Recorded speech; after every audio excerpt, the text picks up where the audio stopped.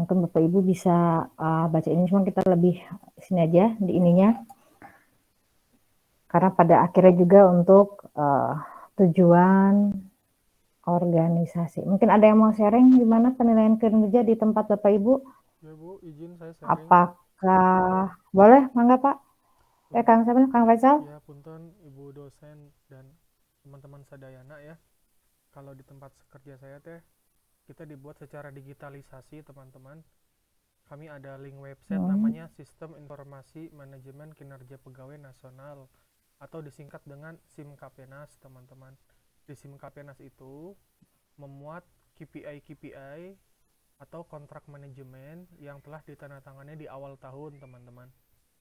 Jadi untuk mengukur kinerja karyawan maupun kinerja korporasi tempat kantor saya bekerja itu di awal tahun biasa di Januari atau Februari itu kita dibuatkan rapat kerja tanda tangan MOU antara pemimpin unit saya PLN Timika dengan pimpinan PLN level provinsi Papua.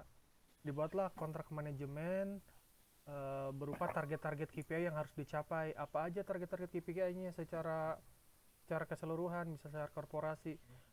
Target kinerja perusahaan misalnya ya harus meningkatkan penjualan tenaga listrik sekian triliun dalam setahun gitu, harus bisa melunasi tunggakan listrik yang macet gitu kayak gitu, harus memastikan KPI bahwasanya tidak boleh padam-padam, kalaupun padam maksimal hanya beberapa jam, harus segera pulih kembali karena ini masalah keberlangsungan pendapatan PLN. Ada juga kinerja yang namanya disebut dengan uh, in, perputaran material, sehingga material itu harus produktif. Jadi ada banyak sih intinya. Jadi singkat cerita, dari target korporasi itu diturunkan breakdown ke target individu.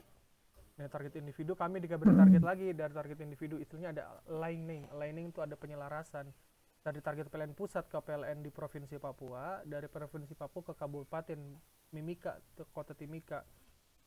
Nah, dari Kota Timika kirim ke PLN level kecamatannya, kecamatan atau kelurahannya. Jadi kami sebut dengan unit layanan pelanggan ya. Kalau dulu saya di kantor cabang. Nah, singkat cerita, itu ada satuan angka yang terukur. Biasanya kami diberikan challenge, tantangan. Nah, sebenarnya kan kalau yang betul kan mengukur target dengan ukurannya smart, spesifik, measurable, achievable, realistic, dan time bound. Sebenarnya seharusnya gitu. Tapi kenyataannya kami diberikan lebih dari yang seharusnya. Normalnya harusnya 100 gitu. Tapi kami di challenge tuh 200% kayak gitu. Karena agar bisa melampaui Wah, ini berat kan juga. memang ditantang seperti untuk melampaui kemampuan batas kita seperti itu. Kami didoktrin di mindset kita harus bekerja melebihi harapan pemberi tugas seperti gitu. Nah, singkat cerita, misalnya angka 100 ya, penjualan tenaga listrik kalau 100, tapi kalau capaian 200, ntar terapresiasi tuh si individu dari target target perusahaan ke target individu. Nah, misalnya saya dikasih target 100 nih, 100% penjualan listrik tahun ini. Ternyata saya bisa mencapai 200, maka nilai saya nanti akan berdampak pada bonus bonus tahu per semesternya, bonus tunjangan per semester. Kinerja individu kayak gitu sih, gambaran kayak gitu. Cuman memang semua terdigitalisasi. Kami disuruh coaching, mentoring, counseling juga. Jadi harus ada komunikasi. Saya sebagai atasan langsung ke bawahan saya harus mengadakan ini loh tugasmu selama setahun seperti ini, kontrak manajemennya harus seperti itu. Ini yang harus Anda capai. Jadi Ya, ntar kita itulah coaching, mentoring, counseling kayak gitu. Ringkasnya kayak gitu teman-teman. Kita secara digital terus dibuat fakta integritas ya, nggak bisa asal isi. Lampirkan eviden-eviden yang sudah tercapai apa saja. Ini tuh ringkasan sharing dari saya. Kami ada namanya website simkapenas.pln.co.id khusus pegawai PLN seperti itu. Mangga, saya kembalikan ke Ibu dosen.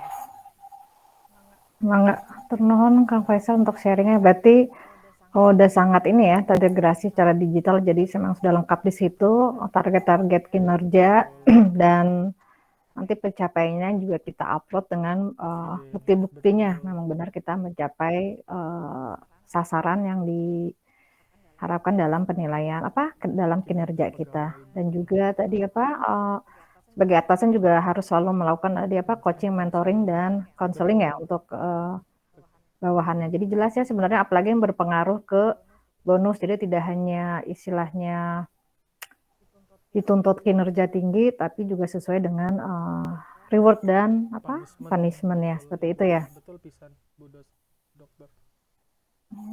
Gitu, menarik. Mungkin ada yang dari yang lain, Bapak Ibu? Apa bentuk dari bagaimana sih penilaian kinerjanya di organisasi Bapak Ibu? Sharing Ibu. Mangga Ibu. Di tempat saya KPI itu sudah dibuat online, jadi sama berarti ya? Iya, sudah dibuat online. Lalu ada kalau yang untuk unit-unit yang terkait targeting memang relatif lebih mudah karena dia sudah kuantitatif ya sebagian besar kecuali SLA-nya, Certificate Level Agreement-nya. Tapi kalau yang unit-unit yang tidak terkait targeting itu untuk mengkuantitatifkan yang kualitatif itu kadang agak susah. Jadi kita buat manajemen HRD membuat semacam standar yang apa ya namanya, standar yang sesuai kelas dari unit kerja. Misalnya kayak cabang membantu kan ada berkelas-kelas ya, ada kelas 1, kelas 2, 3, nanti dibikin kalau standar kelas 2 ya targetingnya sama gitu.